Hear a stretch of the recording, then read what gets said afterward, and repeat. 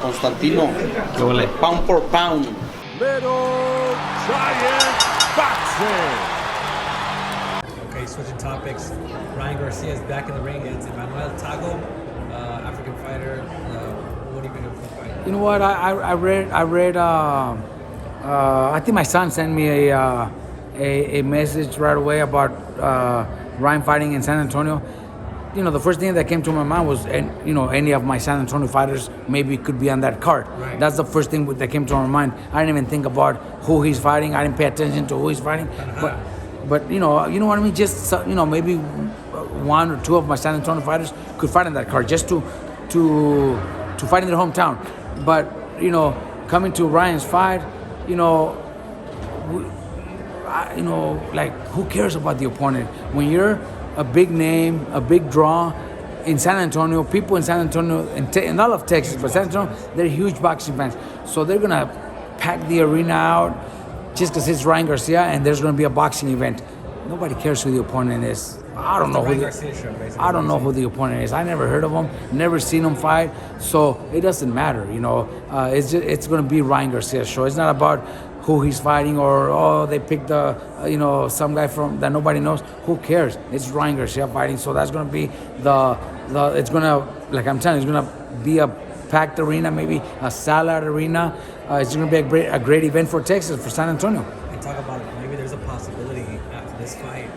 I read some articles that he might fight George Kambosos. Well, look, if you think about it and you put the puzzles together, Kambosos is with Lou DiBella, and Lou DiBella also promotes Ryan's next opponent, this kid from Africa. Right. Trained, I think trained and promoted by Lou DiBella. So maybe they did work something out with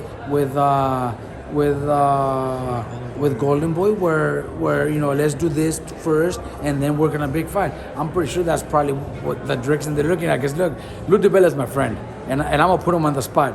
Lou DiBella is my friend, and I'm not gonna say what he told me, but he called me thinking I was Robert Diaz. And Robert, how you been? Oh, I've been good. Oh, so why don't we do this? We could do that. He gave me a lot of fucking stories. He spilled the beans. I'm not gonna say exactly what he told me, but he told me something like that. So they are doing something together. At what point did you tell him, hey, I'm not Robert? I listened to everything, bro. Then a few days later, I didn't tell him I wasn't Robert Diaz. So you're like, all right. No, I didn't tell him. Then a few days later, he called me with somebody else on the line.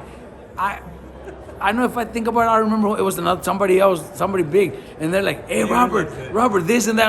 I'm like, this is happening again. Lou, who are you trying to call? You're not Robert Diaz? No, I'm Robert Garcia. Oh shit, we're trying to call Robert Diaz. Well, you already called me a week ago, and you told me the whole. You told me everything. You told me everything. So shout out to Lou DiBella. Yeah, I love Lou DiBella. He's my friend. Tell him to give me a call. Yeah, but I'm telling you, it was funny conversation. But hey, it's big things. I think, honestly, me personally, I think it's huge for Kambosos to get a Ryan Garcia fight, because he'll get a lot of money. It'll be huge, but I think Ryan Garcia beats him. Why do you say that? Look, Kambosos beat Teofimo, but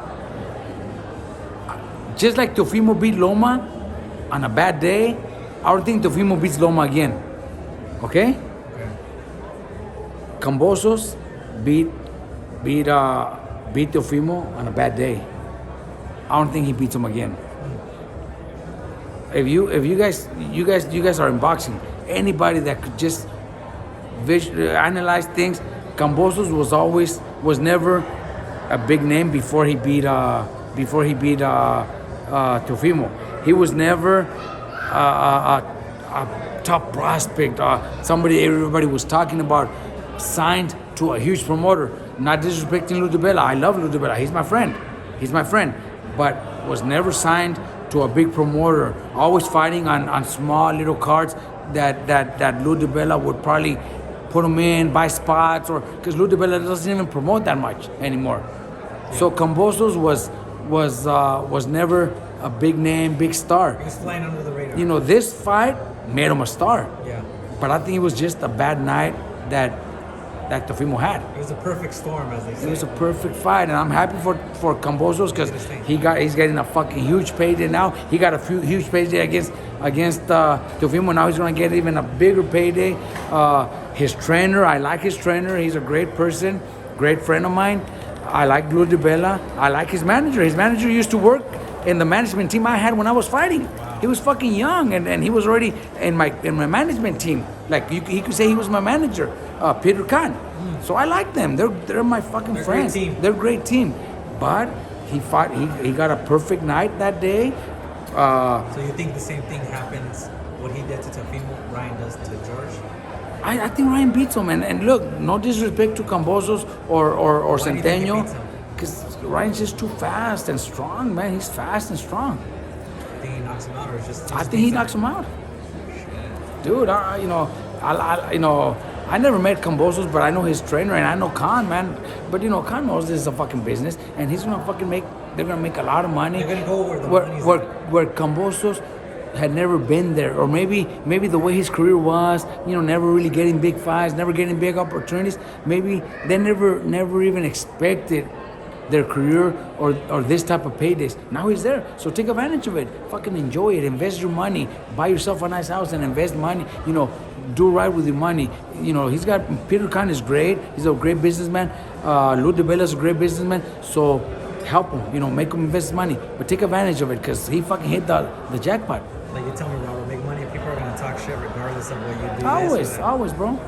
Always. Any message to Teofimo, who unfortunately right No, now? Teofimo's a great kid because I know him. And I know his dad. They've been. I know a lot of people don't like them or say so and so things about them. To me, to my team, in my gym, they've always been very respectful, very friendly. I like Teofimo. He knows he's got a friend. Junior knows that I could talk to his son. I could be their friend if they want a good conversation. If they need help, I'm there to help them. Because I like them. They're good people. They've been good people to me. Okay, and last topic I want to touch with you.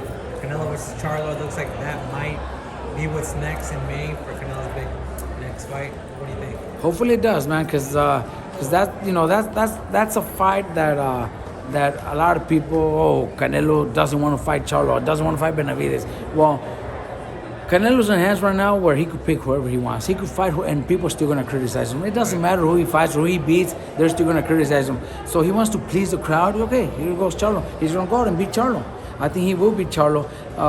He doesn't have to. He can fight whoever he wants. But if he does that, then I think it's good because people are asking for that fight. So he's going to please the fans and go out there and beat Charlo and people still going to talk shit.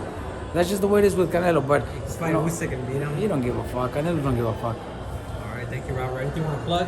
The Robert Garcia podcast. I hear there's a. We haven't been around like for 2 months. I know, but still, it's gonna get revamped. People been liking it, bro. I know. All right, thank you, Robert. Appreciate your time.